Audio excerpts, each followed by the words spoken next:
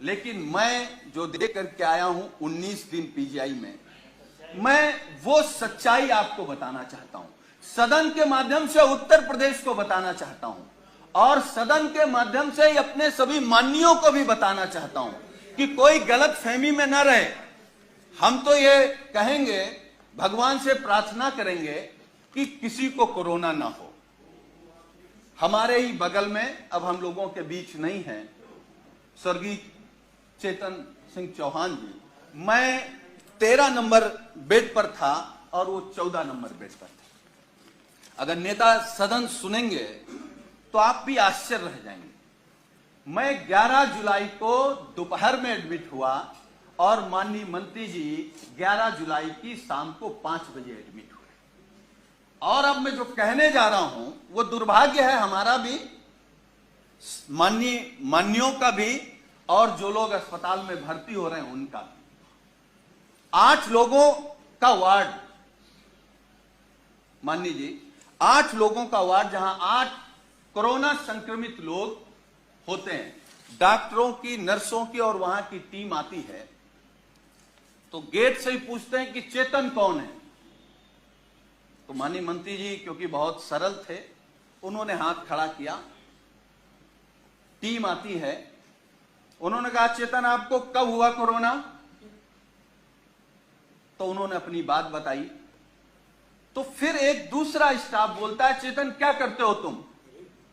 वो कुर्ता पैजामा में थे, मैं तो पैंट शर्ट में था। खैर, तो माननीय मंत्री जी ने कहा कि मैं कैबिनेट मंत्री हूं। तो एक स्टाफ ने कहा कि कहां के? तो उन्होंने कहा उत्तर प्रदेश सरकार। तो मैं सोच रहा था कि ये लोग कैसे इस बदतमीजी से बात कर सकते हैं, लेकिन मुझे यह भरोसा हुआ कि जब माननीय मंत्री जी ने कह दिया कि मैं उत्तर प्रदेश सरकार का कैबिनेट मंत्री हूं, तब शायद वो चेतन जी कहेंगे या थोड़ा आदर करेंगे। लेकिन ये सुनने के बाद भी जब पीजीआई के स्टाफ ने कहा कि चेतन तुम्हारे घर में और कौन कौन संक्रमित है, तो मुझे गुस्सा भी आया, दुख भी हुआ और सरकार पे भी गुस्सा आया। मतलब सरकार का इतना भी दबाव नहीं है भाई। कैबिनेट मंत्री के बाद कौन होता है? मुख्यमंत्री। तो इसका मतलब उत्तर प्रदेश में केवल योगी आदित्यनाथ जी का सम्मान होगा। अगर शर्मा जी को कोरोना हो गया तो आपके साथ क्या व्यवहार होगा आप सोच नहीं सकते। हम नहीं चाहते, हम तो भगवान से प्रार्थना करेंगे कि आपको नहीं, किसी को ना हो। लेकिन उसके बाद मान्यवर, मुझे जब गुस्सा आया, मैं अपना गुस्सा नहीं रोक पाया, तो मैंने डॉक्टर से कहा कि आप जानते हैं कौन है? चलिए आप नहीं प्रभाव में आ रहे हैं कि ये योगी सरकार के कैबिनेट मंत्री हैं, ये वो हैं जो देश के लिए क्रिकेट खेलते थे। तो उस डॉक्टर ने कहा अच्छा ये वो चेतन है, और ये कहते हुए डॉक्टर और स्टाफ पूरा चला गया। वो 2 दिन तक हमारे बगल में रहे। मतलब वो, मैं ये कह सकता हूं कि जिस घुटन में थे वो माननीय शर्मा जी नहीं महसूस कर सकते। और मुझे जो शब्द नहीं कहना चाहिए, वो कोरोना से हमको आपको छोड़ के नहीं गए, सरकार की अव्यवस्था से हमको आपको छोड़ करके गए। मतलब इतना गंभीर मामला। और मान्यवर, मैं दूसरी बात बता रहा हूं, मैं 19 समाप्त कर नहीं, मैं समाप्त कर दूंगा। अब हमारा केवल दर्द सुन लीजिए। जी। मैं 19 दिन तक एडमिट था। 11वें दिन हमारी फिर टेस्ट हुआ, मैं फिर पॉजिटिव आ गया। फिर 4 दिन बाद टेस्ट हुआ, फिर पॉजिटिव आ गया।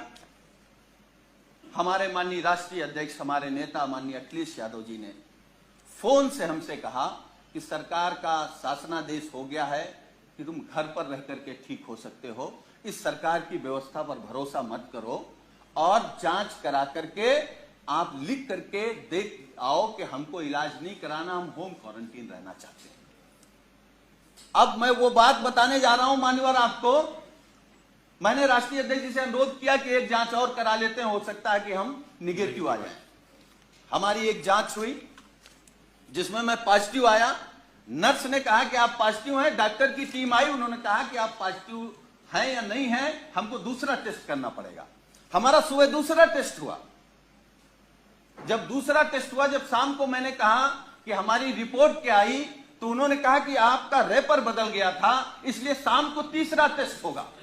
जब तीसरा टेस्ट हुआ तो सुबह हमने पूछा कि हमारी रिपोर्ट क्या है, तो डॉक्टरों ने कहा कि आपका सैंपल बदल गया है, इसलिए आपका चौथा टेस्ट होगा। हमारा चौथा टेस्ट हुआ। चौथे टेस्ट में मानवर जानते क्या हुआ?